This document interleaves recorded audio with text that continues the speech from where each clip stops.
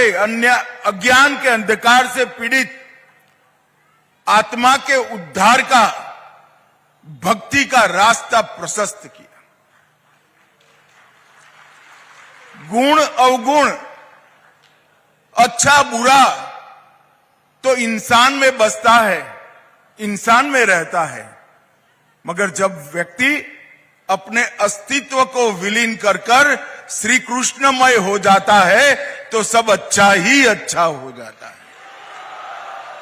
और यही रास्ते पर श्री चैतन्य महाप्रभु ने कीर्तन, नृत्य, भक्ति संगीत और गीता का अगाध संदेश बहुत सरल तरीके से पूरे पूर्वी भारत में उत्तर पूर्व तक, नॉर्थ ईस्ट तक पहुंचाकर कई अज्ञानी जीवन में प्रकाश का उजियारा, भक्ति का दीपक प्रगटाने का काम किया।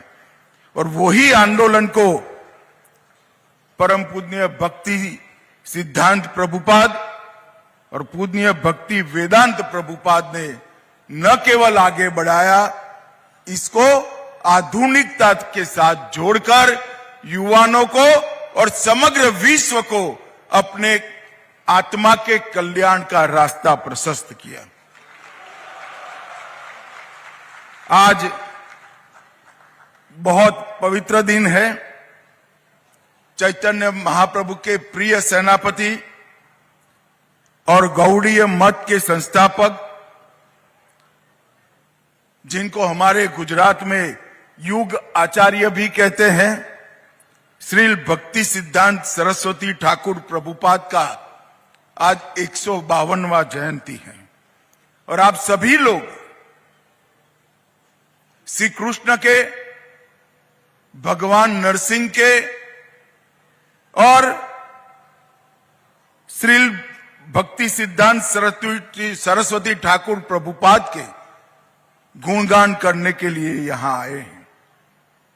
मैं भी आज बहुत समय से जो टलता जाता था, वो स्थान का मुझे भी यहां आकर मेरी चेतना को जागरूक करने का मौका मिला है। इसलिए मैं मठ के सभी लोगों का बहुत बहुत धन्यवाद करना चाहता हूं। कोई व्यक्ति अपने एक जीवन में 1 अरब बार श्री कृष्ण जाप का संकल्प ले, वो ही बड़ी बात है। एक कोई व्यक्ति तय करे कि मैं मेरे जीवन में 1 अरब बार प्रभु श्री कृष्ण का जाप करूंगा, ऐसा संकल्प लेना ही बड़ी बात है। मगर अपने जीवन के कालखंड में वो संकल्प पूरा करने का काम श्री भक्ति सिद्धांत सरस्वती ठाकुर जी ने किया। ये दुनिया के लिए एक अनुकरणीय उदाहरण है। एक जीवन में 1 अरब बार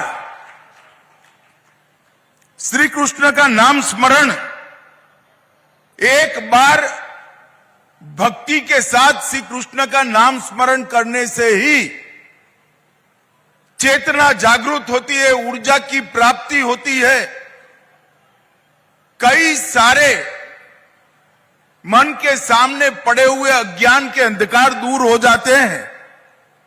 हम कल्पना कर सकते हैं कि एक व्यक्ति ने एक जीवन में 1 अरब बार श्री कृष्ण का नाम जप किया, वो व्यक्ति ने अपने जीवन को सच अर्थ में श्री कृष्णमय कर दिया।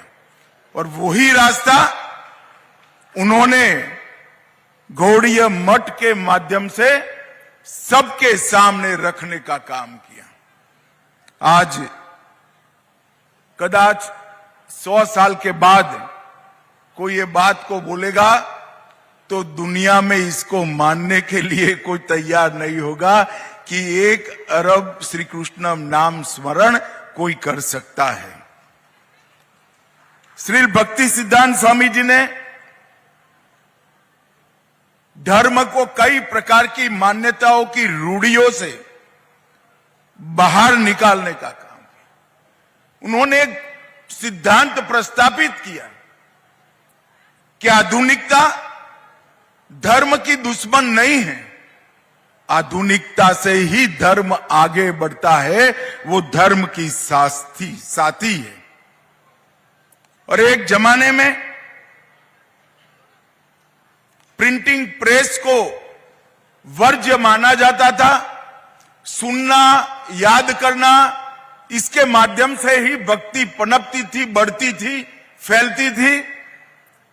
उन्होंने प्रिंटिंग प्रेस को बृहत मृदंग का नाम देकर ये बताया कि मृदंग की आवाज तो कुछ दूर तक जाती है, मगर प्रेस में छपी पुस्तक 7 सागर बाहर जाकर भी भक्ति का प्रचार करती है। और ये रूढ़ी तोड़ने में बड़ी हिम्मत चाहिए मित्र। जब श्री कृष्ण के प्रति भक्ति अचल हो, अनन्य हो, उसके प्रति श्रद्धा दृढ़ हो, तभी रूढ़ियों को तोड़ने का साहस आ सकता है।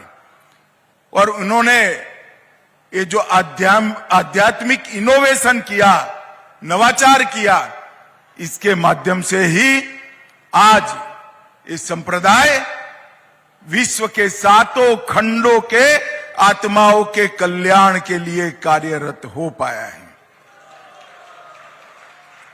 मैं मेरे सार्वजनिक जीवन में कई बड़े बड़े धर्म पुरुषों को मिला हूं, मन पूर्वक श्रद्धा के साथ प्रणाम भी किया है। मगर मुझे अहमदाबाद में इस्कॉन मंदिर में एक साधु ने बताया कि जब कोई शिष्य उनको प्रणाम करता था तो वो सामने से कहते थे दासोस्मि, मतलब मैं तुम्हारा सेवक हूं। अगर ये भाव मन में है तो ईश्वर कभी भी दूर नहीं रह सकता। जिनके मन में ईश्वर बैठा है वो अपने आप को सभी का दास कहता है। और उन्होंने गुरु की व्याख्या बहुत सुंदर की थी।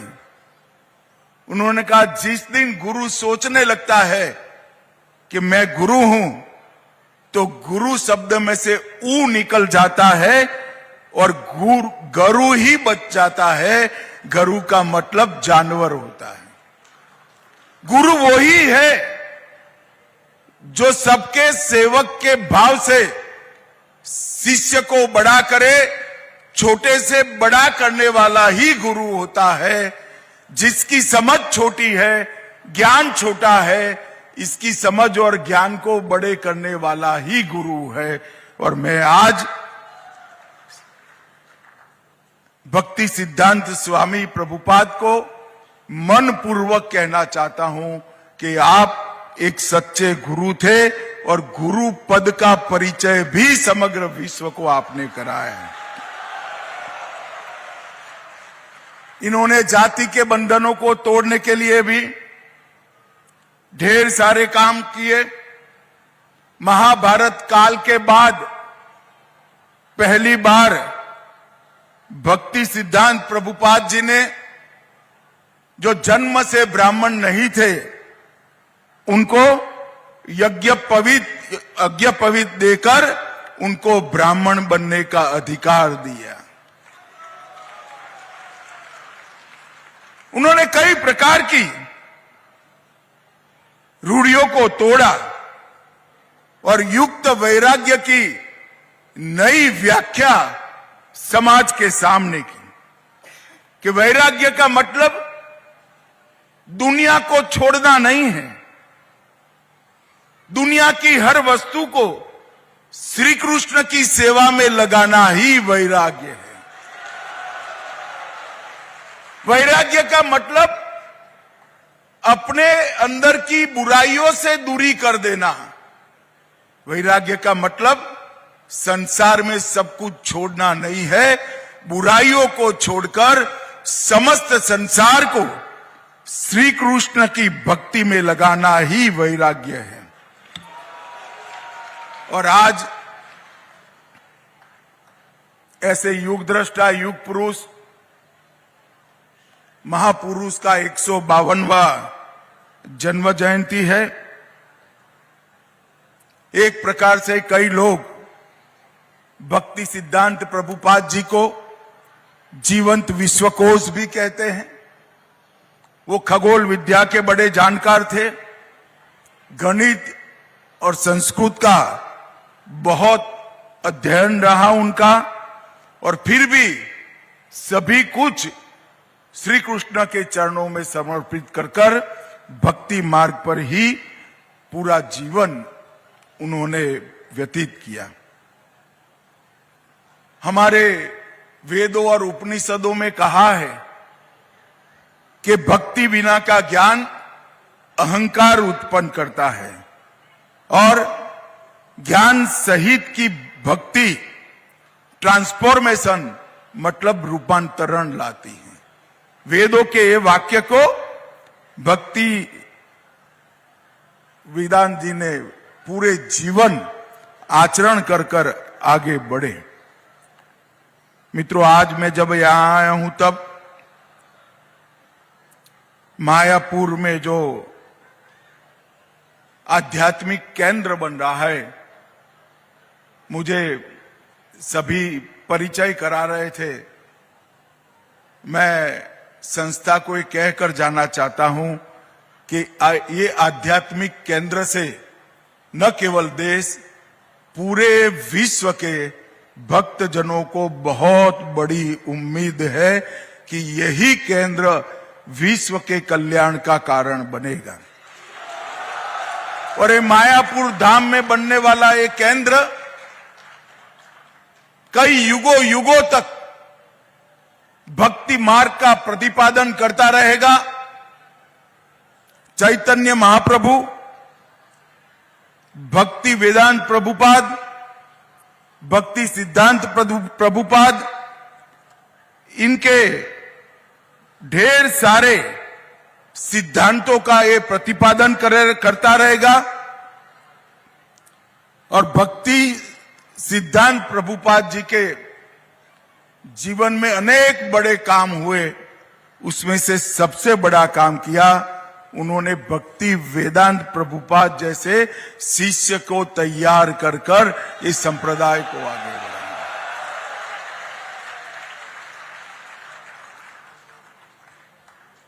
और जब हम आज भव्य इस्कॉन आंदोलन को पूरे विश्व में फैला हुआ देख रहे हैं, तो भक्ति वेदांत प्रभुपाद जी और उनके प्रेरणा स्रोत भक्ति सिद्धांत प्रभुपाद जी, ये दोनों के जीवन का ही सारा कर्म फल है कि आज इस्कॉन पूरी दुनिया में फैलकर सनातन धर्म की ध्वजा को पूरी दुनिया में पहुंचा रहा है। मतुआ समाज ने भी समाज कल्याण की भावना को हमेशा आगे बढ़ा है।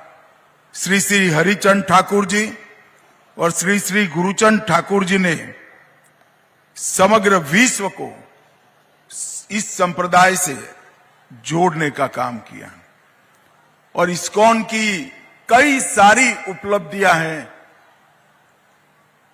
इसमें सबसे बड़ी उपलब्धि है, मैं भारतीय जनता पार्टी के अध्यक्ष के नाते और देश के गृह मंत्री नाते देश के हर राज्यों में कई बार भ्रमण करा हूं। हर राज्य की अलग भाषा है, कई राज्य में तो अनेक भाषाएं हैं, मगर मुझे हर भाषा में गीता जी की पुस्तक मिली है और वो इस्कॉन के माध्यम से ही छपी हुई है। स्कूल के बच्चे हो या कॉलेज के युवा हो, घर में ठाकुर जी की पूजा करने वाली गृहिणी हो या लैपटॉप लेकर बड़ा काम करने वाला युवा हो, सबको गीता के मार्ग पर चलने की प्रेरणा और गीता आंदोलन को संबल देने का काम इस्कॉन ने किया है। और इसीलिए हमारे प्रधानमंत्री नरेंद्र मोदी जी भी दुनिया से कोई भी देश का राष्ट्राध्यक्ष या मंत्री आता है तो उसको भेंट में गीता देने का काम करते हैं, क्योंकि यही संदेश समग्र विश्व के कल्याण का संदेश है। मित्रों, मैं ज्यादा कहना नहीं चाहता। मुझे इस्कॉन के बारे में भी ये कहना है कि न केवल भक्ति आंदोलन को मजबूत करना, हमारी परंपराओं का, हमारे शास्त्रों का प्रचार प्रसार करना, इस्कॉन ने सेवा के क्षेत्र में भी बहुत बड़ा काम। कई प्रकार की कुदरती आपदाओं में जब वहां जाकर देखते हैं तो सबसे पहले इस्कॉन का प्रसाद देने का पंडाल लग गया होता है। मुफ्त भोजन वितरण, अस्पताल, स्कूल, कॉलेज, इकोलॉजी की सभी सिस्टम को मजबूत करना और भारतीय उत्सवों को फिर से एक बार युवाओं तक पहुंचाने में इस्कॉन ने बहुत बड़ी ताकत लगाई है और सफलता भी प्राप्त करी है। आज मैं यहां आया हूं बड़े मनोभाव के साथ भगवान नरसिंह के सामने भारत के कल्याण की प्रार्थना कर कर यहां आया हूं। मुझे भरोसा है कि नदिया की ये भूमि पर चैतन्य महाप्रभु जी ने स्वयं लीला करी है। वहां पर अब भक्ति मार्ग का एक बहुत बड़ा प्रचार का केंद्र बन रहा है और जागृत स्थान भगवान नरसिंह का यहां पर है। मुझे विश्वास है कि भगवान नरसिंह हम सब पर जरूर कृपा करेंगे और 2047 तक हम विकसित भारत और सनातन का संदेश पूरे विश्व में पहुंचाने में सफल होंगे। यही मेरी आपको शुभकामनाएं हैं। फिर से एक बार मुझे यहाँ इस कार्यक्रम में सम्मिलित होने के लिए गौड़ीय मठ ने बुलाया, यहाँ उपस्थित रहने का मौका दिया और मेरे विचार आपके सामने रखने का मौका दिया। इसलिए गौड़ीय मठ संस्था का हृदय पूर्वक धन्यवाद करता हूं और अंत में फिर से एक बार आप सब मेरे राम साथ बोलेंगे, हरे कृष्ण हरे कृष्ण कृष्ण कृष्ण हरे हरे।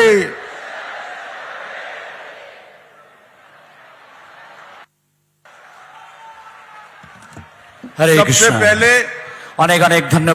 आज सुबह मेरी देश के सम्माननीय प्रधानमंत्री नरेंद्र मोदी जी जोड़े के साथ बात हुई थी। मैंने उनको कहा कि आज मैं सरस्वती ठाकुर महाराज की 152वीं जयंती में मायापुर जा रहा हूं। उन्होंने बड़े मन से और भाव से आप सभी को हरे कृष्ण कहा है।